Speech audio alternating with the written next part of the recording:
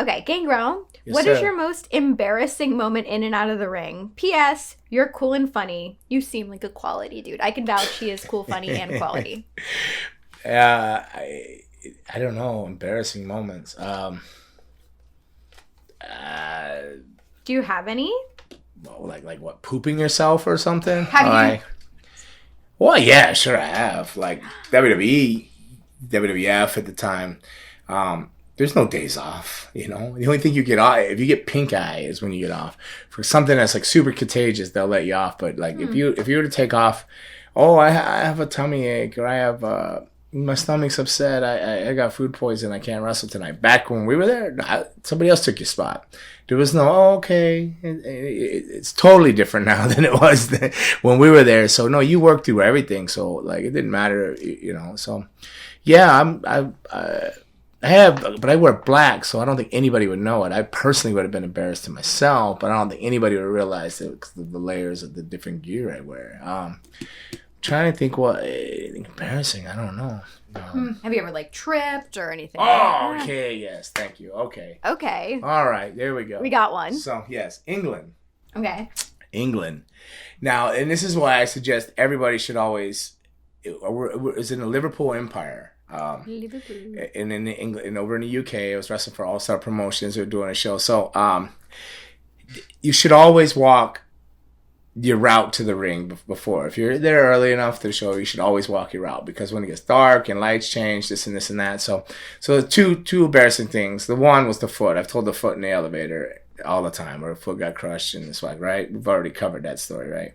Yeah, my debut. Okay. My debut, right? So we've already covered that. So here's something. So another reason why you should, that was a dry rehearsal, but whatever went wrong. But this one, I didn't walk the path or anything. I actually went across. I was visiting somebody at a little pub. I wasn't necessarily drinking or anything. I was just at a little pub across the street from the Empire, talking to the Queen, Brian Dixon's wife, and saying hello and being social and all that. So the show starts. We come out. And you got to walk out into the crowd, but you walk along the stage. So you come out a side door. So it's a stage. It's like a theater, Liverpool Theater, the Empire Theater. So you walk out and you turn right. And you got to walk along a walkway, and then you go over to the stage. You come out and to the stage. Well, all the lights are blacked out. So I'm walking along this thing. I got sunglasses on, a chalice, music's playing. And instead of staying along the wall, I assumed I couldn't see it. It was black. I assumed that there was flooring to the stage. So this vampire hung a left to cut to the ring to go to the stage. And turns out there was no floor. So it was like, whoop, vampire orchestra pit. Bam! Face bump. I came up, my chalice was bent over my hand like this. So I'm walking, so picture me, I'm just doing that. I got the swag, the music's playing, and I'm feeling all cool, and I'm like, yeah, whatever, walking out. And instead of just staying to the right, I said, I'll take a left, I'm going to cheat this a little bit, and cut it to the ring, because it was kind of a long entrance, and there's an orchestra pit. So if you've been to any concert, you've been in theater, you know that there's a stage, there's a big drop-off. So yeah, so I go, I take the bump, but I hop back up like nothing happened. My glasses are sideways on my head. I push the glasses down. The chalice is literally bent just over my knuckles. And so there's no blood or anything. And I'm wrestling this guy, James Mason. And I look up and I can see Letitia, she's the ring announcer. And it was her mom's who I was visiting over across the thing. And then James, and they were just like, dead cell. They didn't know what to do. They didn't know if I died or what, but I just popped up like nothing happened, like whoops. And I go up the steps. I find the steps and I go up the steps and I get in the ring. And he's like so serious. He's like, he's not making a face or anything. He's just like so serious. And then I circle around once. I said, don't you flipping say anything. And then he started laughing because he knew I was okay. Because I told him, don't you say anything.